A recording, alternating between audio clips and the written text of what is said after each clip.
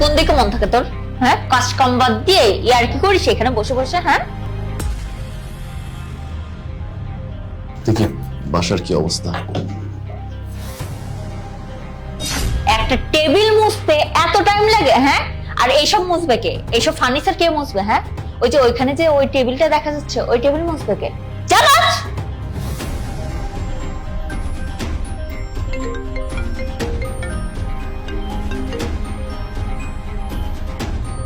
Hello, হ্যাঁ জান বলো। এই তো জান বসে আসছি। তুমি প্রথম আরে এত ব্যস্ত হচ্ছ কেন? আমি তো সবকিছু প্ল্যান করে রাখছি। আরে তুমি তো জানোই আমার ভাবিটা বোবা, কথা বলতে জানে না। আর আমার ভাইয়াকে আমি যা বলি আমার ভাইয়া তাই শোনে। আমার বোন ওর সাথে এমন কেন করছে? আর তুমি আর আমি তো প্ল্যান করে রাখছি, আমার ভাইকে আর ভাবিকে বাসা থেকে একবারে বের করে দিব। তারপরে এই সমস্ত সম্পত্তির মালিক তুমি আর আমি। হ্যাঁ, আমরা দুইজনে ভোগ করব। আচ্ছা বাবু শোনো, ভাবি আমার পাশেই আছে, এত বেশি কথা বলা যাবে না। এখন আমি রাখি, ঠিক আছে? ওকে, বাই। এই এদিকে আয়। আয়, আমার পাটা না খুব ব্যথা করছে, তাড়াতাড়ি টিপে দে।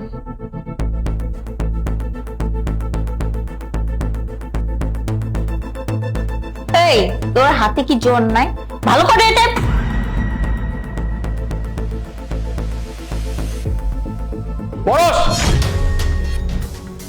ভাইয়া তুমি এই টাইমে বাসে? আমার আরো পরে আসার কথা ছিল, আগে চলে আসছি। আর না আসলে দেখতেই পেতাম না যে তুই তোর ভাবিকে দিয়ে পাওয়াতে পাচ্ছিস। হ্যাঁ, এত লজ্জা করে না? মনে তোর ভাবি, আর ভাবি হচ্ছে মায়ের সমতুল্য হয়। তুই কিভাবে পারলি আমার ওয়াইফকে দিয়ে পাওয়াতে পাতে? ভাইয়া তুমি যা দেখছো না সব ভুল দেখছো। আমি ভুল দেখছি? আমি ভুল দেখছি? আমি কোনো ভুল দেখিনি, আমি যেটা দেখছি আমার নিজের চোখে দেখছি। তোর লজ্জা করা হচ্ছে যে তোর ভাবিকে দিয়ে তুই পাওয়াতে পাচ্ছিস। শুধু পাওয়াতে পাচ্ছিস না, পুরো বাড়ির কাজ করাস। কেন? ও কি বাড়ির কাজের মেয়ে? ও কথা বলতে পারে না, ও বোবা, তাই আমাকে কোনো কমপ্লেন দিতে পারে না। আর আমি যখন ওকে জিজ্ঞেস করি যে আমার বোন তোমার সাথে খারাপ ব্যবহার করে কিনা, খারাপ আচরণ করে কিনা, সবসময় তোর সাফ করে। কখন আমাকে বলো না যে তুই ওকে দিয়ে কাজ করাস, ওকে দিয়ে সেবা যত করাস। আজকে ভালোই হয়েছে যে আমি সিসিটিভি ফুটেজে সবকিছু দেখতে পাচ্ছি। তুই বাসায় বসে বসে কি করছিলি?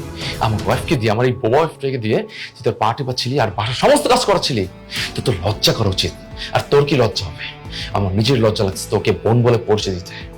বাপ মা মরে যাওয়ার পর আমি অনেক কষ্ট করে তোকে মানুষ করেছি, আর আমি চেয়েছিলাম যে আমাদের সমস্ত সম্পত্তি আমি তোর নামে লিখে দিব। কিন্তু না, তুই তো মানুষ না, তুই হচ্ছিস একটা জানোয়ার। আর তুই কি প্ল্যান করেছিস সবকিছু আমি জানি।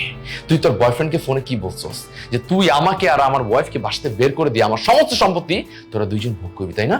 এত সোজা এই সম্পত্তি আমার কষ্ট করে তিল করে আমি এত কিছু করছি, এটাকে আমি এভাবে বেচতে দিব? কখনো না। ভাইয়া আমাকে এবারকার মতো মাফ করে দাও, আমি আর ভাবির সাথে কখনো খারাপ ব্যবহার করব না। চুপ, একদম চুপ। আর একটা কথা বলবি না, আমি তোকে ক্ষমা করতে পারবো না, আর আমি তোকে এই বাসা রাখতে পারবো না। তুমি চুপ করো, তুমি কোনো কথা বলবে না। এই তুই এখন আমার সাথে বেরো যা। আর শোন, তুই আমার সাথে বেমানি করলো, আমি তোর সাথে বেমানি করবো না, কারণ আমি তোর বড় ভাই। আমার যে দায়িত্ব আছে সেটা আমি অক্ষরে অক্ষরে পালন করবো। তুই আজকের পর থেকে হোস্টেলে পড়াশোনা করবি, ওখানে থাকবি, আর যত খরচ হয় সবকিছু আমি বহন করবো। তুই এখন আমার সাথে বেরো যা। ভাইয়া আমাকে শেষবারের মতো ক্ষমা করে দাও, আমি আর ভাবির সাথে এরকম ব্যবহার করব না। আর তুমি যদি আমাকে বাসা থেকে বের করে দাও আমি কোথায় থাকবো তুমি বলো? কোনো কথা না, বেরো বাসা থেকে, বেরো।